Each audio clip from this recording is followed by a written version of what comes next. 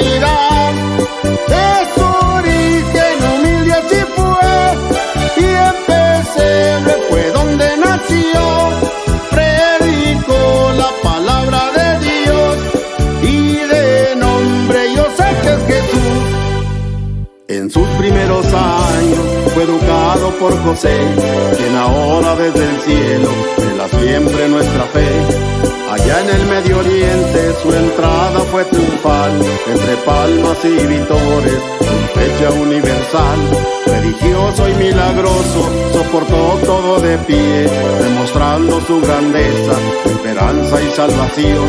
Por su propia voluntad nos salvó de los pecados, al morir crucificado, en 3 días resucitó.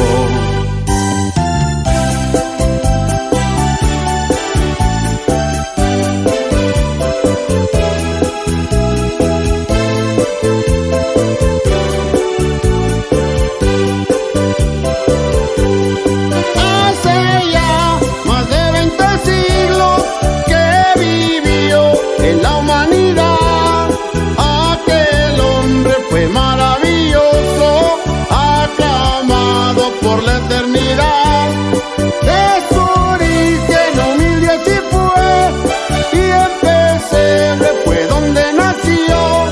Predicó la palabra de Dios, y de nombre yo sé que es Jesús. En sus primeros años fue educado por José, quien ahora desde el cielo vela siempre nuestra fe. Allá en el Medio Oriente su entrada fue triunfal, entre palmas y vítores, su fecha universal. Religioso y milagroso, soportó todo de pie, demostrando su grandeza, esperanza y salvación. Por su propia voluntad nos salvó de los pecados, al morir crucificado, en 3 días resucitó.